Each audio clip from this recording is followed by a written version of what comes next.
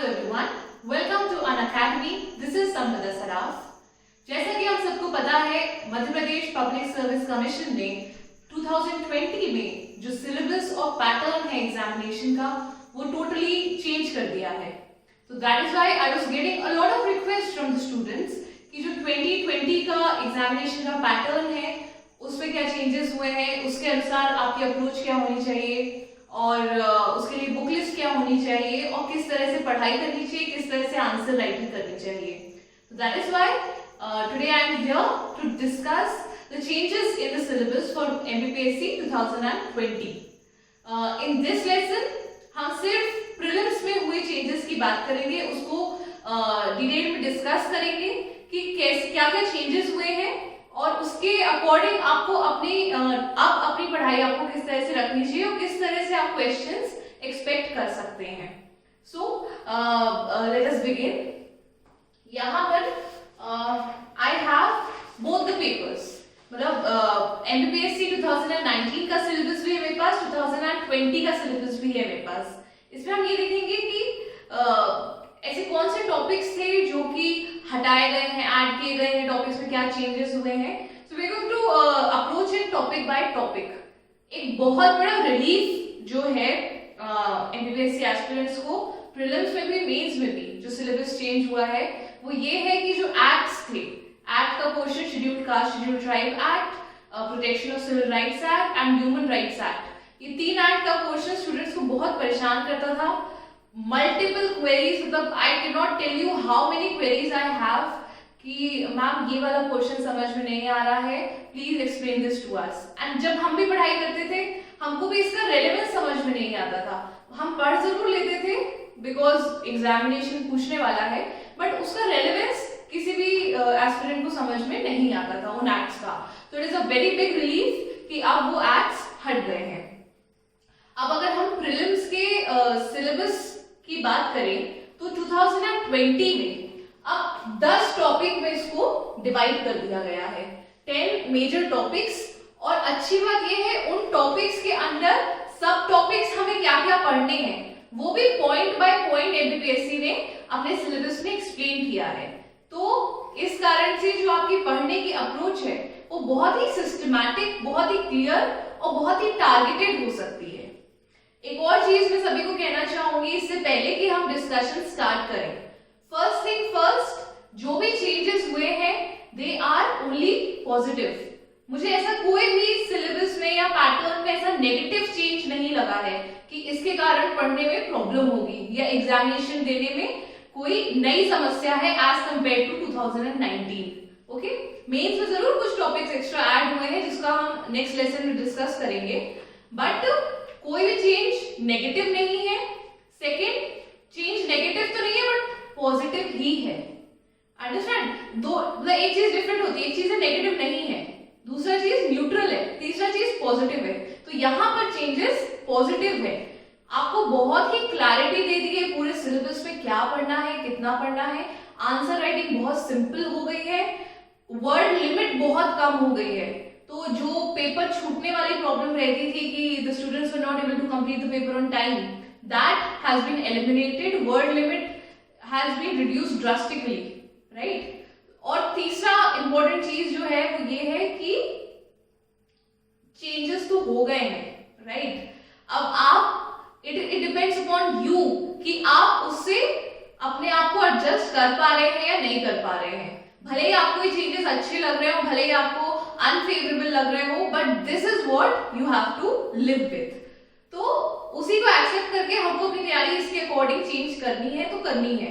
अब हम उसमें ये बोले कि क्यों चेंज कर दिया, हमारा तो 19 का अच्छे से प्रिपरेशन था, फलाना ढिमकाना, दैट डजंट मैटर. अब जो है हाथ में वो ये है और इसके अकॉर्डिंग हमको करना चाहिए, राइट. तो अब हम टॉपिक बाय टॉपिक प्रीलिम्स के सिलेबस को डिकोड करते हैं और देखते हैं क्या चेंजेस हुए हैं और क्या इससे आपको फायदा हुआ है, किस तरह से तैयारी करनी चाहिए. देखिए 2019 का जो सिलेबस था उसमें प्रॉब्लम ये थी, the syllabus was very vaguely worded. कुछ भी मतलब ऐसा कुछ स्पेसिफिक पिन पॉइंटेड नहीं बताते थे कि अगर आपको ज्योग्राफी पढ़नी है, वर्ल्ड ज्योग्राफी, तो उसमें से क्या पढ़ना है. या हिस्ट्री पढ़नी है, तो उसमें से क्या पढ़ना है, क्या इंपॉर्टेंट है। सिलेबस की वर्डिंग कुछ इस तरह से होती थी कि देखो हम हिस्ट्री में आपसे एंशिएंट और मेडिवल हिस्ट्री पूछेंगे, लेकिन आपका मन करे तो आप मॉडर्न हिस्ट्री भी पढ़ के आ जाना।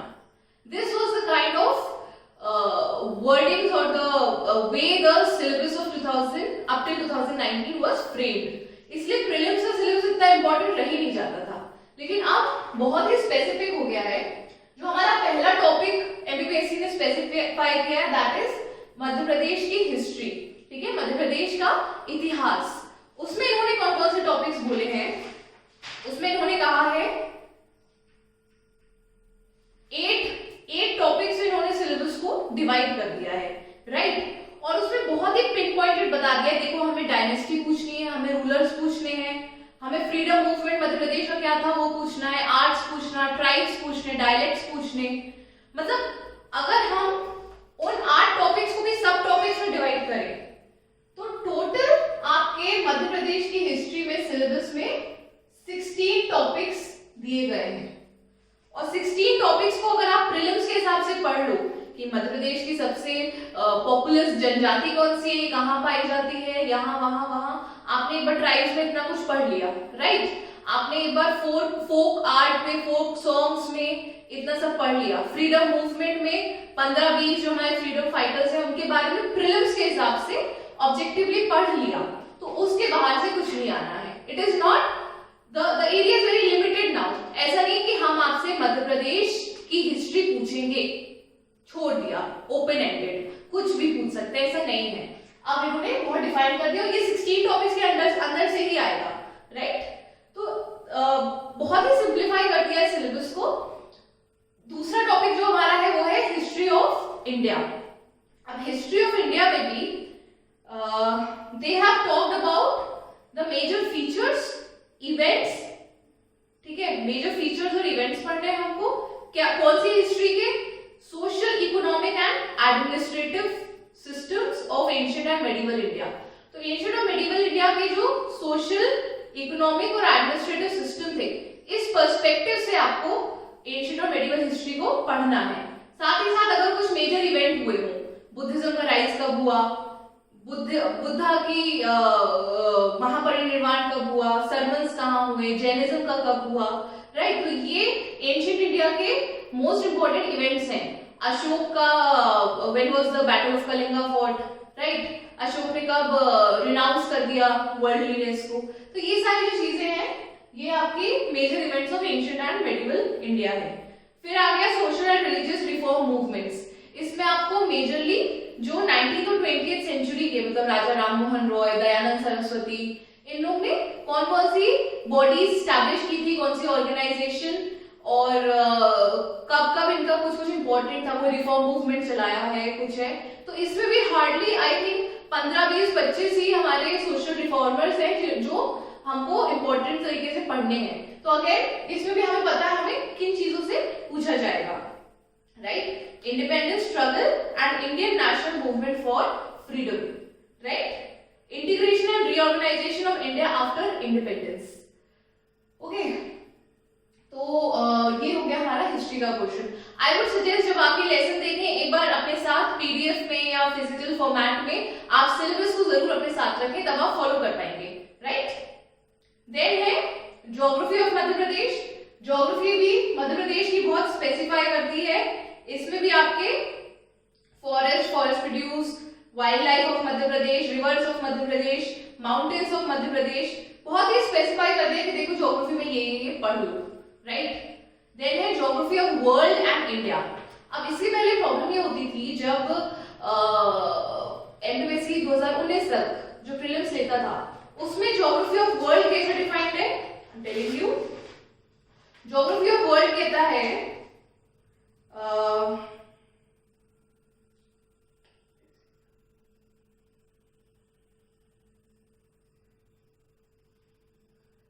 geography of world specifically was not even very pinpointedly defined। ठीक है, इसमें कह देता था general geographical awareness of the world, right। लेकिन ये नहीं बोलता था कि जनरल geographical awareness में आपको पढ़ना क्या है, नदी पढ़नी, पहाड़ पढ़ने, टापू पढ़ने, what do you have to study specifically. But now in this syllabus they have very clearly defined कि geography of world में आपको you have to study the physical geography, the natural resources, the social geography, economic geography, और जो वो वाला portion था general geographical awareness of the world, उसको इन्होंने डिफाइन कर दिया है. इन्होंने बोला है continents, right, continents, countries, oceans, reverse and mountains of the world. ठीक है, तो ये इन्होंने यहां पर डिफाइन कर दिया है कि अगर आपको कुछ पढ़ना भी है, नॉर्मल ज्योग्राफी, जनरल एटलस से पढ़ना है, अगर आपको मैप से पढ़ना है, तो this is what you have to focus on, right. Similarly natural resources of the world and conventional and non conventional energy resources, right. फिर आ जाते हैं हम टॉपिक नंबर 5 पे, that is your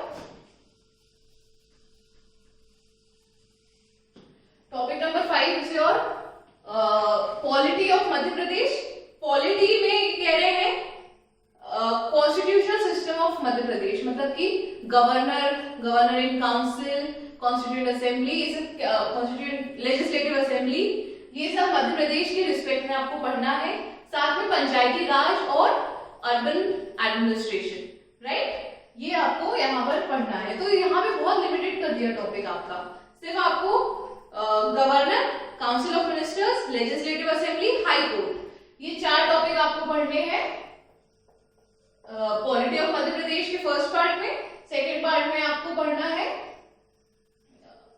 Panchayati Raj and urban local administration, right. तो आपको मध्य प्रदेश में सिर्फ इतना पढ़ना है. उसके बाद आता है आपका इकोनॉमी ऑफ मध्य प्रदेश. इसमें भी बहुत ही क्लियरली टॉपिक्स दिए, demography and census of Madhya Pradesh, economic development of Madhya Pradesh, मतलब major industries of Madhya Pradesh, and caste of Madhya Pradesh, scheduled caste या scheduled tribes, and major welfare schemes. तो ये 5 से 6 टॉपिक में आपका मध्य प्रदेश की इकोनॉमी को लिमिटेड कर दिया है. ठीक है, नेक्स्ट जाते हैं हम इंडिया के पॉलिटी ऑफ कॉन्स्टिट्यूशन पे. इसमें भी बहुत ही क्लियरली डिफाइन कर दिया है. इसको आप किसी भी बुक से सिर्फ जो इसके टॉपिक्स दिए हैं वो आप पढ़ सकते हैं, राइट. नेक्स्ट अगर हम आए, नेक्स्ट टॉपिक है हमारा साइंस एंड टेक्नोलॉजी.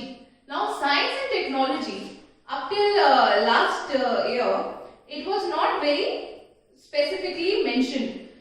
टॉपिक कह रहा था जनरल साइंस एंड एनवायरनमेंट, और इसका नॉलेज ऐसा होना चाहिए जो कि एक ग्रेजुएट डिग्री के लेवल का होना चाहिए. इसमें आप बायोडाइवर्सिटी भी पढ़ लो, इसमें आप क्लाइमेट चेंज भी पढ़ लो, बट बहुत ही ओपन एंडेड सा सिलेबस था कि आपका जो मन करे साइंस में पढ़ने का उतना पढ़ लो, हमारा जो मन करेगा हम आपसे पूछ लेंगे, राइट. लेकिन अब इन्होंने बहुत ही पिन पॉइंटेड स्पेसिफाई ये कर दिया है कि साइंस के basic principles, important scientific institutions, ecological system, human body, pollution, natural disasters. तो अभी भी एरिया तो बड़ा है. आई एम नॉट सेइंग कि इस सिलेबस से एरिया कम हो गया है, लेकिन अब उस एरिया में से आपको क्या चीज चुन के निकालनी है वो आपको पता रहेगा, राइट. फिर आ जाते हैं हम करंट अफेयर्स पे. Now this is also major change.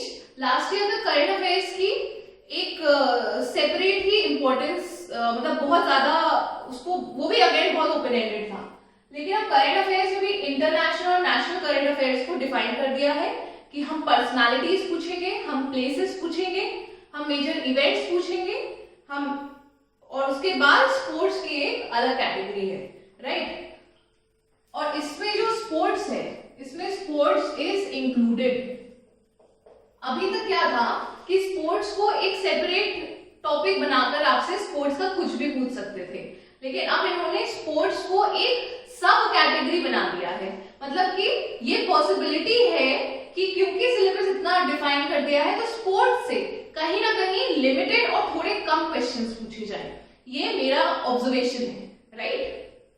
तो स्पोर्ट्स में भी इन्होंने डिफाइन कर दिया है, सिर्फ 4 कैटेगरी इन्होंने स्पोर्ट्स में रखी है, that is sports institutes, sports competitions, and awards of India and Madhya Pradesh. ठीक है, फिर आ जाते हैं हम इंफॉर्मेशन कम्युनिकेशन टेक्नोलॉजी।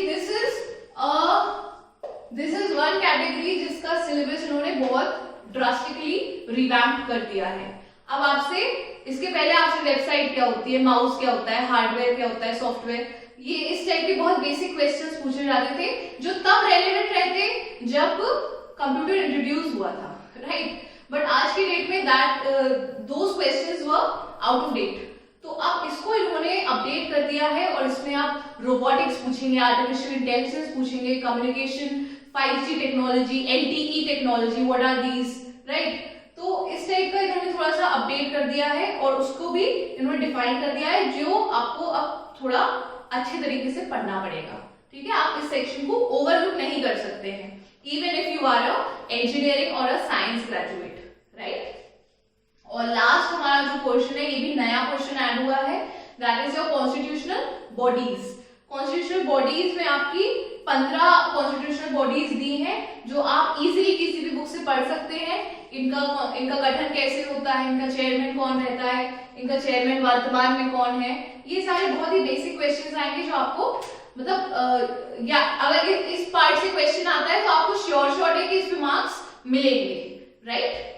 तो ये हो गया हमारा प्रीलिम्स का एक बेसिक सिलेबस का डिस्कशन, राइट। तो आई होप आप लोग इसको पढ़ लो। अब इसके बाद I am going to give you a review या take away of this syllabus का analysis, right. I hope I can rub this.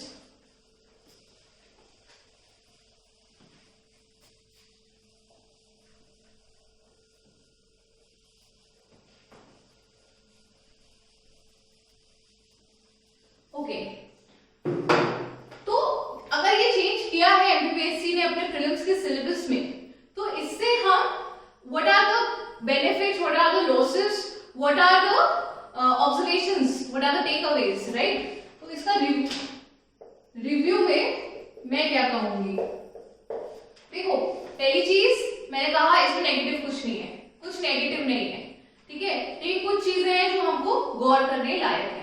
पहली चीज ये है, सबसे अच्छी बात,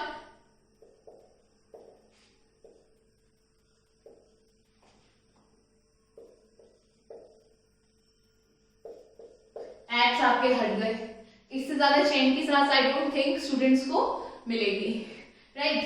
देन है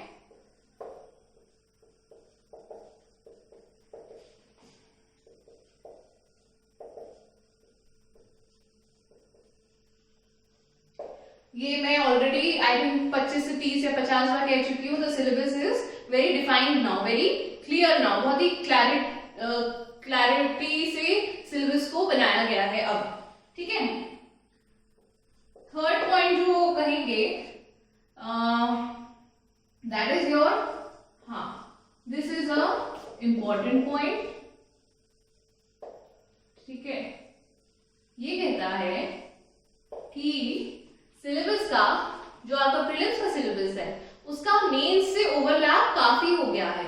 मतलब आप अगर ज्योग्राफी वाला क्वेश्चन ले लो, geography of India and the world, उसमें आपसे फिजिकल ज्योग्राफी भी पढ़ने बोल रहे हैं, आपसे नेचुरल रिसोर्सेज भी, आपसे एनवायरनमेंट भी पढ़ने बोल रहे हैं। तो उसमें क्या है कि और सेम सिलेबस आप देखोगे तो सेम सिलेबस आपका मेंस की ज्योग्राफी का भी है। तो एमबीबीएस से आपसे ये कहना चाहता है कि आप अकेले प्रीलिम्स की तैयारी मत करो, आपको कहीं ना कहीं मेंस की तैयारी के साथ ही प्री की तैयारी करनी पड़ेगी। आप अभी तक नहीं करते थे तो अब हम आपको फोर्स करेंगे उस तरह से तैयारी करने के, दोनों के सिलेबस को कहीं ना कहीं ओवरलैप करके, ठीक है। तो जो मेजर सब्जेक्ट्स होते हैं हमारा पॉलिटी, कॉन्स्टिट्यूशन, ज्योग्राफी, इकोनॉमी, थोड़ा थोड़ा इन लोगों ने प्रीलिम्स के सिलेबस को और मेंस के सिलेबस को ज्वाइन कर दिया है कि आप अगर ये पढ़ रहे हो तो वो प्रिपेयर हो रहा है, अगर वो पढ़ रहे हो तो ये प्रिपेयर हो रहा है। तो आप अकेला फिजिकल ज्योग्राफी सिर्फ प्री के हिसाब से नहीं पढ़ सकते हो। Now you will have to study it from the mains perspective, only then it will be you can implement the objective questions in that portion, ठीक है।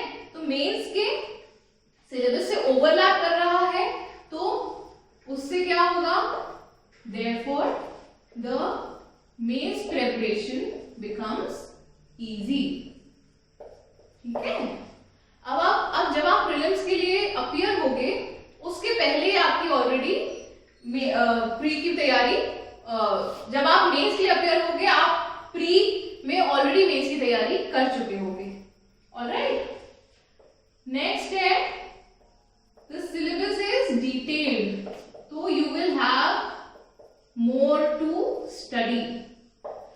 अगेन ये दोनों एक ही टाइप के पॉइंट्स हैं कि मेंस के सिलेबस से ओवरलैप कर रहा है और सिलेबस बहुत डिफाइंड हो गया है। अभी तक क्या होता था कि आपको उन्होंने ऑप्शन दे दिया कि देखिए हम आपसे ज्योग्राफी पूछेंगे, अब आपका विषय कि ज्योग्राफी में आपको 10% पढ़ना है कि 50% कि 80%। अब इन्होंने क्या किया है, उसको पूरे को डिफाइन कर दिया है, तो आपको किसी भी हालत में आपको उतना तो पढ़ना ही पड़ेगा। तो इसलिए आपको पढ़ने के लिए ज्यादा चीजें हो गई, थोड़ा एक्सपैंड हो गया है, लेकिन उसका फायदा आपको मेंस में मिलेगा। ओके, आप उसमें से ये एग्जांपल ले लो कि मान लो आपको ज्यादा पढ़ना भी है, बट एक केओस में से अगर आप कुछ उठा रहे हो तो वो उतना फायदेमंद नहीं होगा। आप प्रीलिम्स के लिए कितना भी पढ़ लेते पिछले सिलेबस से, वो आपको मेंस में उतना फायदा नहीं देता।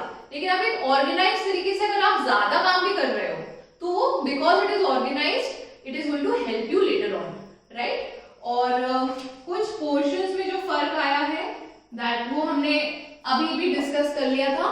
स्पोर्ट्स में, इंफॉर्मेशन एंड कम्युनिकेशन टेक्नोलॉजी में, साइंस एंड टेक में, ये वाले पोर्शंस में थोड़ा आपका फर्क आया है, राइट। इनकी इंपॉर्टेंस, स्पोर्ट्स की इंपॉर्टेंस मुझे लगता है थोड़ी कम हुई है, आईसीटी और साइंस एंड टेक की इंपॉर्टेंस बढ़ी है, एमपी की इंपॉर्टेंस बढ़ी है, तो ये टॉपिक्स में थोड़ा डिफरेंस आया है।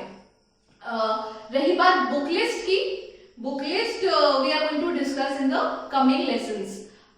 नेक्स्ट जो हमारा लेसन रहेगा that will be on the pattern of the change pattern of MPSC 2020 and later on we are going to discuss other मतलब paper wise what are the changes and everything.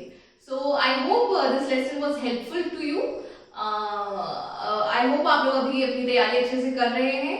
जो लोग 19 का mains देने वाले हैं और जो लोग 20 का प्रीलिम्स देने वाले हैं, आप लोग भी अपनी तैयारी सिंक्रोनाइज तरीके से दोनों को साथ में लेकर के आपको करना पड़ेगा। So thank you very much, all the best.